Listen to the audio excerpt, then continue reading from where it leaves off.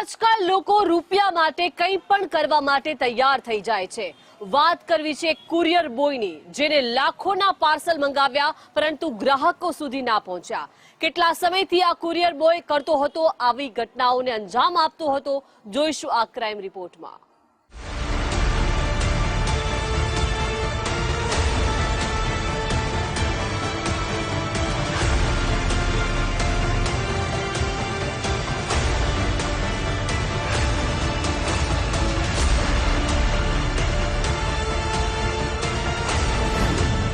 Delivery બોયનું કામ શું હોય છે?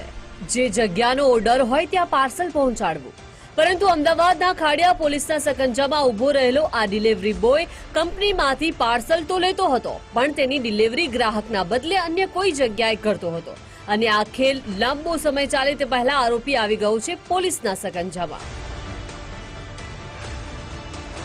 પાર્સલ ચોરી કરનાર ડિલિવરી બોયની ધરપકડ। મોજશોખ પૂરા કરવા લાખોના પાર્સલની કરી ચોરી। 49 લાખની કિંમતના 171 જેટલા પાર્સલ કરાયા જપ્ત। ડિલિવરી બોય તરીકે કામ કરતા આરોપીનું નામ મોહમ્મદ શબીર મંસૂરી છે।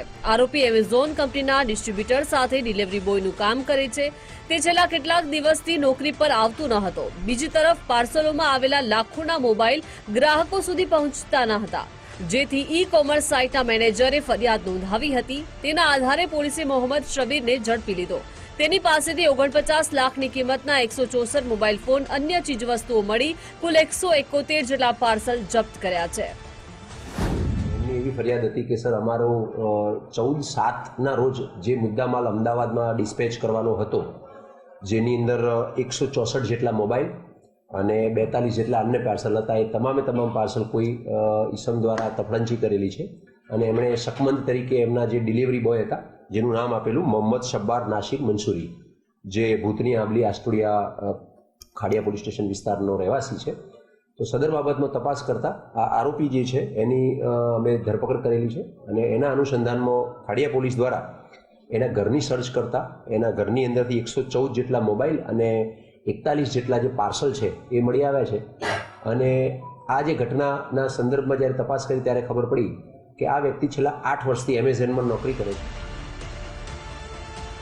કેવી રીતે પાર્સલને બારોબાર કર્યા સગે વગે? પોલીસે આરોપીની પ્રાથમિક તપાસ કરતા સામે આવ્યું કે આરોપી શબીર ડિલિવરી બોય તરીકે કામ કરતો હતો।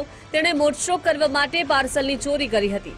પોલીસે આસ્ટોડિયામાં અબ્દુલવાડામાં આવેલા આરોપીના મકાન પર તપાસ કરતા ત્યાં પણ આરોપી ઝડપાયો ન હતો। આરોપીએ ચોરી કરેલા 171 પાર્સલ પૈકી 49 લાખની કિંમતના કુલ 129 પાર્સલ મોબાઈલના હતા।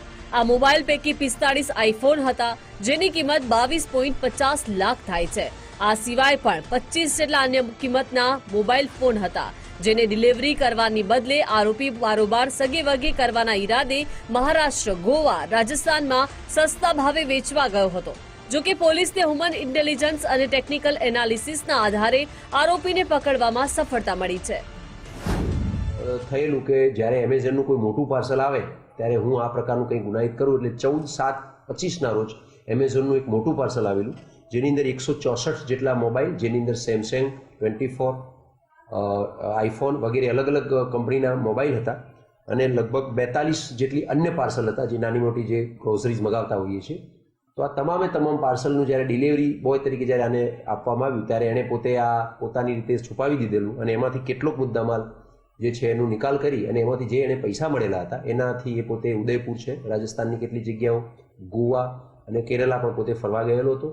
એના અનુસંધાનમાં જ્યારે તપાસ કરી ત્યારે એના ઘરની અંદરથી લગભગ 114 જેટલા મોબાઈલ અને 41 જેટલા પાર્સલ, એટલે કે લગભગ 90% મુદ્દામાલ છે એ રિકવર કર્યા।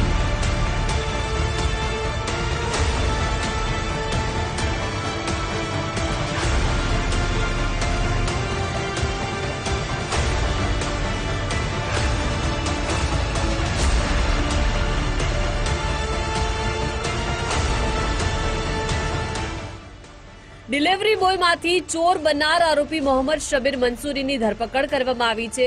અગાઉ આરોપીએ 50 મોબાઈલ કોને કોને વેચ્યા અને તે રૂપિયા ક્યાં વાપર્યા, આ સાથે જ આરોપી સાથે અન્ય કોઈ સંડોવાયેલું છે કે કેમ તે બાબતે પોલીસે વધુ તપાસ હાથ ધરી છે. અર્પિત દરજી, ગુજરાત ફર્સ્ટ, અમદાવાદ.